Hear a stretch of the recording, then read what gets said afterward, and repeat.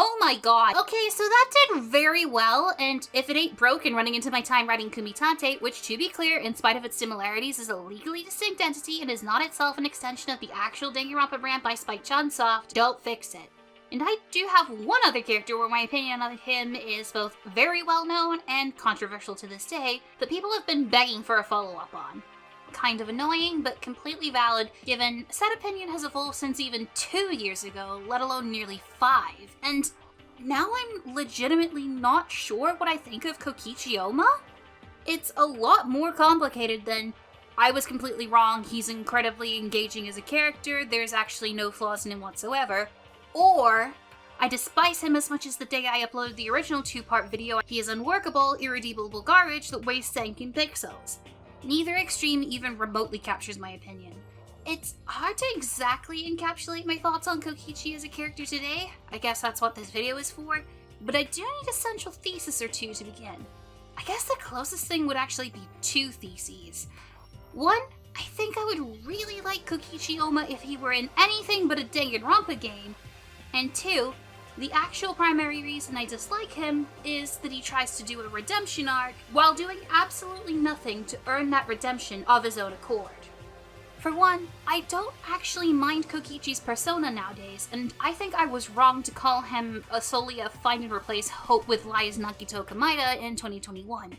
Though they're obviously borrowing from the same archetype, and there's certainly fewer changes from Nagito to Kokichi than with Byakuya to Nagito, there's clearly a playfulness and childishness to Kokichi that Nagito doesn't have, and a fanaticism to Nagito that Kokichi doesn't have. His actual prankster persona is actually kind of entertaining to me, but in all honesty, the way it's used during the story mode, I still find exhausting to engage with. It sucks because he does have a couple of really good scenes, particularly in Chapter 3 at the end of the trial where his off-putting nature is exactly what stunlocks Himiko into pushing forward. Kokichi has an engaging persona that I think actually suffers from being in a Danganronpa game rather than getting enhanced by it. I've already said at one point through community notes that I think I would enjoy playing Blood on the Clock Tower or some other kind of social deduction game with Kokichi, both as just part of my general enjoyment of that kind of game, and to study how he himself would function in that environment. But I feel Danganronpa's setup doesn't make very efficient use of him. The conflicts he starts feel very contrived for me, like they didn't quite congrue with his persona. Kokichi only really works within the actual narrative if you view him as a parody, a critique of his archetype, the rival completely out of touch with the rest of the group while using his intellect and or money to get a leg up over the protagonist, who has intelligence and usually the support of everyone else in the room because they're not a total dick. A lot of that comes from Kokichi's lack of concrete backstory beyond dice. Kokichi has little to nothing to pull from, but the writing is still set up to operate as if he does, creating a dissonance that is more frustrating in practice than intriguing. When it comes to the narrative, he acts like a flanderization of his base archetype with almost comical levels of authorial bias. That works as clever writing for that one singular way of reading it, but in all others comes off as uncharacteristically surface level. The thing is, there is a character Kodaka wrote about a decade after Kokichi that removes the absurd authorial bias and does have a backstory, a goal, and motive, and sets him to a role that's still got some focus, but doesn't need to carry the entire story conflict on his back. That would be Ima Tsukumo from 100 Line. By the way, the rest of this video will contain heavy spoilers for 100 Line. I am not solely limiting this to Route Zero spoilers. I'll repeat that so you can tab back in if you were only somewhat paying attention and put this on in the background while drawing or doing Minecraft or something. If you are paying attention and don't want your eardrums assaulted, please take the time to remove your headphones. This video is going to contain heavy spoilers for 100 Line, some of which are going to be beyond Route Zero. Please note this going forward. Okay? We're good. Now, surely Ima would be a slam dunk for least favorite for me, right? I didn't like Karkio, I certainly didn't like Kokichi. Here comes a character that's both of the commonly disliked traits of both combined. But somehow, I think Ima improves on their mistakes exponentially and became a really engaging character for me. For one, it's a lot clearer where his tendencies come from. He and his twin sister Kako are middle schoolers, so they're 15 at the oldest. Ima acts childish because he is literally a child. But he's also Kako's primary caregiver. Their parents died and their extended family was horrible, so he took up that role of caregiver for her to ensure that she had a good life even if he didn't. However, because he is a child trying to take care of another child, this formed a codependency. Ima needed Kako around to make him feel like he had any sort of purpose of his own, and to that extent was willing to restrict her to protect her as a person and his own interests, even as she wanted to help the others, and even if that meant he had to hurt the others, which he does, he stabs Takamaru in the stomach. Day 53 of Route Zero is probably showing Ima one of his worst moments, effectively forcing Takumi to gaslight Kako into staying away from the fight. And yet, I still think it's an important character moment for the both of them. Kako rejecting Takumi's attempts to keep her away from the fight, and Ima learning to loosen his grip and back off, which I think displays that though he is incredibly protective to the point of it being a detriment, he can grow and change. And as an older sibling who had to effectively raise their younger brother because our parents were too preoccupied with other matters, I can really relate to Ima on the aspect of worrying what happens when that sibling grows independent enough to not need you anymore. I don't think I ever grew out of the older sister persona. What I can't relate to, but I can still understand, is the specifics of how he treats Kako and how he feels towards her. He's her caregiver and her brother, and she's about the only person he feels he can trust at a crucial developmental point in his life, so while it gives me the ick, I can see why he'd form a borderline incestuous attachment to her. The story's pretty clear, Ima's not a good person, yet the various routes still manage to place him at various points of helping and hindering the group. Box of Calamity is an obvious contender for Ima at his worst, and yet fully understandable as to why this is Ima at his worst. Kako disappeared without a trace, and nobody seems to be really trying to find her, content to write her off as dead despite no confirmed body and not really paying him any attention. So he snaps and he kidnaps Nozomi to force everyone to cooperate. His holding hostage of the plot doesn't feel contrived or frustrating, since it's not him putting on a villain persona to execute some extensive convoluted plan. He just needed to get leverage to get people to find Kako. Ladies and gentlemen, I present to you an idiot. Ima, I think, pulls really well on the traits exemplified by Kokichi initially.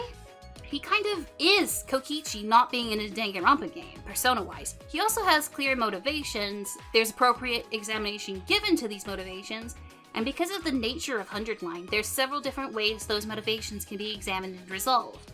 Meanwhile, Kokichi had one shot to do it, and though I'm a lot more appreciative of his persona these days, I still don't think he succeeded. I think he could have been very interesting if it were examined and utilized better. Then there's Kokichi's role as the rival, antagonist, problem-causing thing that causes all the problems without explicitly being the villain behind it all. Whatever you say about Kokichi's persona, I think it's to some extent clear that he is meant to play a similar role to Nagito from the previous game, even dying at the exact same point in the story. This pissed me off because, again, the only way he really works is as a parody and criticism of the archetype, when Danganronpa V3 encourages multiple viewings of a situation. This is made even more apparent by the next one to take up the mantle. Maybe I haven't played through Rain-Code, but we're going with my own perception of who was next. Eito Atsuki. Again, I didn't really personally like Nagito, and I certainly didn't like Kokichi, so surely, again, Eito is a character I must hate, right? But no, I really enjoyed him. Again, I think part of it comes down to the multiple pathways, but I think that his writing is considerably cleverer than both, even on Route Zero. Granted, I was onto him from about the moment that Hiroko went missing, but when he finally betrayed the group, I started screaming, "I fucking knew it!" But I don't think the game was trying too hard to keep him hidden. I mean, his skills are judge, jury, and executioner, for crying out loud. Given the rest of the game all stems from the choice of whether you kill him or not when you start your run. Part of why I think Eito works is he's unambiguously considered an antagonist when he drops his mask. He's not taking an unconventional road to a noble goal. He wants everyone to die because he thinks they and all of humanity are horrible and deserve to die, and he uniquely can see that. And while he's not exactly wrong about humanity in this instance, given the rest of the game and what Eito surely found out, it's clear that Eito has an incredibly overextended ego, something that we haven't really seen in this archetype since Byakuya. Eito couldn't see the faces of other humans, so he turned to written documentation on humanity to figure out what others could see, and found a shitload of horrible things in the history books that wound up affirming how he feels about humanity. He saw monsters, the books he read saw monsters, so he internalized that people were monsters, and given his face was the only one he recognized, believed himself to be the only one who could see the truth. That can all change depending on how you deal with him. Some routes he affirms his hatred for humanity and for the others in the unit, like coming of age or multiple Atos, usually as a result of Takumi's actions. But some routes force him to confront how he feels, particularly second scenario and Goodbye Ato, where in both instances, Takumi spares him a second time after he escapes and actively attacks the academy. A move with enough compassion to make Ato seriously reconsider his position and worldview. Ato's ego is significant, but not unassailable like Kokichi's was. Ato was allowed to lose and see things differently and change, while Kokichi's defeats were always with a caveat that assured his eventual victory and, actually, he was right all along. Again, this might only be possible with the branching pathways that 100 Line provides. I recognize this as a limitation of V3, but it's a limitation that I feel made Kokichi's writing feel frustrating rather than rewarding. Ato's writing firmly plants him as a villain that can find redemption. Hell, Goodbye Ato is a route entirely about him figuring out what to do when redemption is denied to him. Kokichi, on the other hand, cannot grow or change, and given his role, I think he really needed to be able to not be frustrating to engage with. Lastly, while we're on the topic of redemption, I really must get into the fact that Kokichi's redemption in-game has absolutely nothing to do with his own actions. He dies before his words and actions can redeem him, even though that's what they were aiming for, so his motive video is thrown back out to show that he wasn't a bad guy. He was just a prankster with 10 friends, like some horrific fusion of Batman and the Jonker. Again, that seems like a product of his critical parody status. He died before he could have his big redeeming moment, so they tossed out something to make him seem more sympathetic. While that works, again, it only works if you're viewing him from the lens of parody and critique. While nearly every other character in V3 is more of a stereotype than usual, Kokichi doesn't have a lot to be interested in beyond that fact, and it's extremely apparent with how he's treated post-mortem. Kokichi's insisted by the narrative to be a good person, actually, by this Chapter 6 reveal, but crucially, he has no input of his own to this arc, which leaves it less like Kokichi himself is making a decision, and more like the narrative is trying to gaslight me into thinking he was a good person. I'm not buying it. You show that twink being active in his own arc, make it about how it was too late for him to make a change, or take it right back. However, I don't necessarily think it had to be that way for Kokichi. If the intent was that he was a good person with an edgy, evil exterior, there was a way to do it. And wouldn't you know it, Kodaka did it yet again, in 100 Line with Darumi Amamiya. Yeah, sorry, this is more of a Trojan horse situation for me to talk about 100 Line with Kokichi as more of a framing device, but 100 Line did get me thinking on how I felt about the games that came before. Darumi doesn't get a particularly large amount of stuff to do once Route 0 is over, since it only takes 2 decisions to get her killed in all but one ending, which itself comes with a caveat. Spare Ato, and reveal you went back in time to the second evening to get Siri off the menu. But I think she does what Kokichi was trying better. She obviously has that front of a deliberately annoying clown like he does. Her design resembles a pandemic-era TikTok tourist who just revels in the aesthetics in ways that seem like they'd be toothless. And then you play the game and quickly discover it's a lot less toothless than you thought. She's generally treated like that on Route 0 as well. Hiroko is the only one who does more than tolerate her and bond with her for the sake of the battles, and Hiroko disappears 15 days in. Even if once you're on the path she's actually alive for on her 2 major routes, she plays up an antagonistic role at some point. On Retsdom, she suggests to Veshness that the influence from the titular creature has turned her evil and she wishes to join her side instead. And in Killing Game, she starts hounding down Takumi's party and attacking them while they're trying to find invaders to hunt to save Tsubasa. These, however, crucially, are covers for much simpler plans than any of Kokichi's. In both instances, she's trying to save Takumi and his friends. In Retsdom, it's to distract Veshness long enough to get her to intake a powerful poison and force her to retreat. And in Killing Game, she's doing it so Takumi, Yugamu, Nozomi, and particularly Tsubasa will kill her and take her points. Even after she tricks Veshness on Retsdom and starts acting more like Surfless level Darumi again, the suggestion she's doing it so that she can sacrifice herself without being missed is constantly brought up, because that's the exact fate she usually faces, slaughtered by Veshness and all but forgotten about within a week. It's not so much that Darumi wants to die, but given that she's been conditioned to think through abusive family, teachers, and peers that her life was a horrible, meaningless thing, she wanted her death to be as flashy and flamboyant as possible, but for a sacrifice to bring people joy or hope, and if she needed to be sacrificed, for the sacrificer to have no negative thoughts about doing so. It was easier to be hated than liked, after all. Despite getting less material overall, Darumi plays an active role in her redemptions and in being perceived as not as awful as she presents herself to be. Her page on the promotional material calls her the manic emo dream girl, and I really do think that that's a label that fits her. A lot of people might consider that a negative label, but weirdly enough I don't, because I feel it's also one that fits me. The term obviously comes from manic pixie dream girl, which typically encompasses a quirky girl who exists to get the male protagonist to, loosen up, have a little fun, with her own wants and needs not really being given any sort of priority.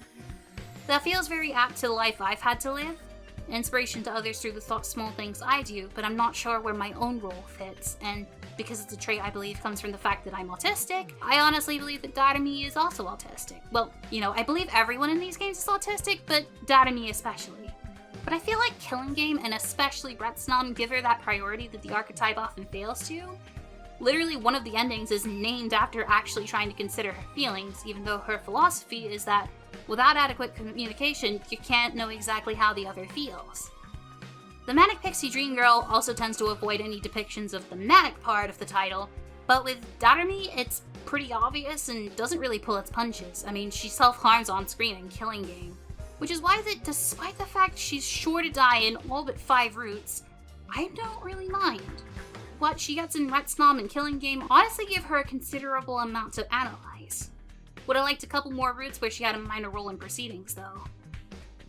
But to note that Darumi and I are similar, and to note that Kokichi and Darumi are similar, is to note that I and Kokichi are similar. There's one crucial thing that I think is a bit of a running motif in Kodaka's work that is very clear in Kokichi, that the worst someone can be to him is boring. He practically states it outright. And it's a philosophy I agree with. It is far better to be a bad character than a boring one. It's something I briefly jumped on during the initial 2 videos as a flyover comment, but I was wrong to do that. I can't exactly ignore that this is a reflection of my own traits. And I think it's part of the viewing him as a critique of this archetype in media. It's better for him to be hated than not thought of at all. I can't exactly deny that, because whether I think of him as bad, horrible, awful, he's certainly not boring. You don't make 5 fucking videos about a character that's boring. So I came out of this examination confused with how I felt about his character. I can better appreciate what he was attempting to do, but like Korkio, I just feel that since he's been surpassed in every way that matters to me in 100 Line, through the usage of both the multiple choice paths and piecemealing the traits that didn't quite work together across several characters who could make them work better, I'm still frustrated that only one way of viewing him remotely seems like decent writing, when nearly everyone else in this game works in at least a couple ways. But just because I prefer 100 Line now doesn't mean that I hate danganronpa, and I certainly don't hate Kodaka, which is a really weird comment to receive on the last video, where point blank I say, quote, "He is my favorite auteur and largely what inspired me to get into writing myself."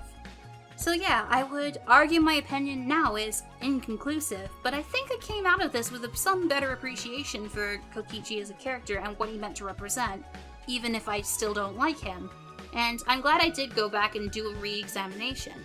Though I'm wondering what the hell am I gonna do about the running gag about me having serious beef with this fictional 5'2" dude that I stand a full 9 inches taller than. Because I still think that's incredibly funny. Fuck you, dude.